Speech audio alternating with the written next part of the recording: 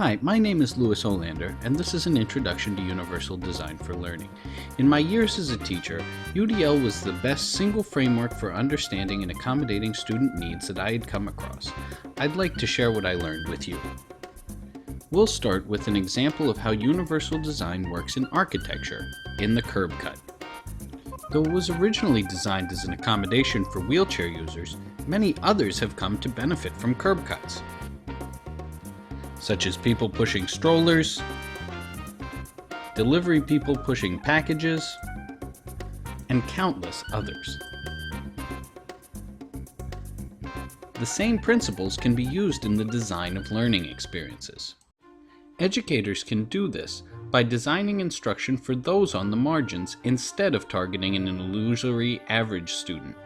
David Rose of the Center for Applied Special Technology, the creators of UDL, explains.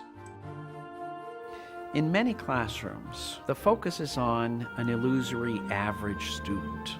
Many curricula are designed for that student.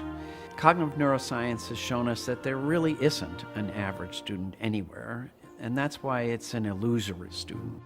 Universal Design for Learning, though, is particularly focused on making sure that we get those students who have been marginalized, for whom that designing for the average student has never worked well.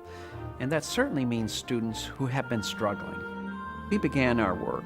We, like most people, were focused on learners who were doing poorly, who looked like they had disabilities. Over time, we began to change our focus because we could see when we were in classrooms that the classrooms were in fact disabling, that they were not designed properly to ensure that every child would succeed. Its main purpose is to make sure that everybody is a successful learner and reaches what we call being an expert learner. That is, they know a lot, they know how to do a lot, and they love learning and want to do it more.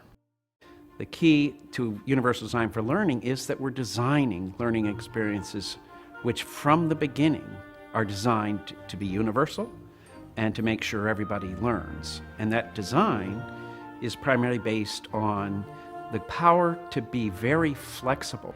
Abstracted out 3 simple principles that are involved in any learning situation.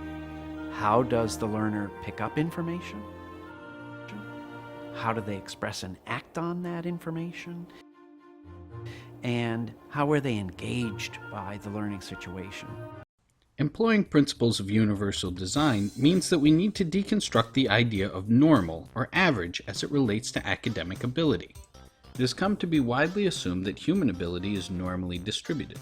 This means that most people are assumed to have intellectual abilities that are predictably grouped around the mean, with most people near that average. However, as Kurt Dudley Marling and Alex Gurn remind us in their 2010 book, The Myth of the Normal Curve, that assumes that the distribution of intellect is random, objective, and not subject to social influence. They go on to note that human weight is not normally distributed, as it's subject to a wide range of influences, including nutritional differences caused by social factors. They note, importantly, that height, physical strength, and wealth are not normally distributed either. Moreover, these attributes are flexible. A person can lose or gain weight, grow taller or stronger, and can gain or lose wealth easily. In fact, changes in these respects are to be expected. This is why UDL emphasizes flexible options and choice in place of fixed accommodations.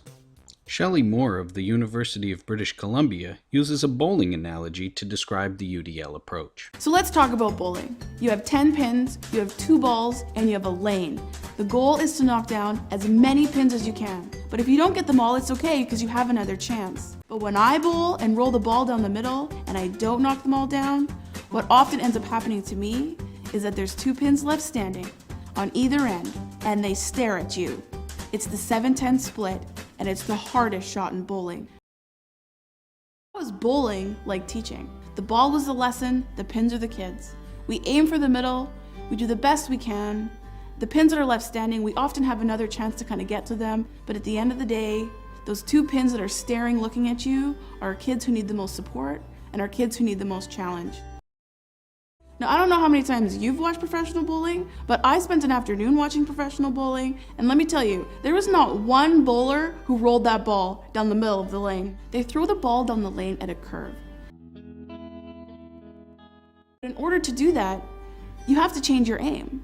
In order to knock down the most pins with one shot, he aims for the pins that are the hardest to hit. The part that's critical here, and it really aligns with universal design for learning, is that so often the supports that we design for those kids on the outside of the lane are actually supports that all of the kids need.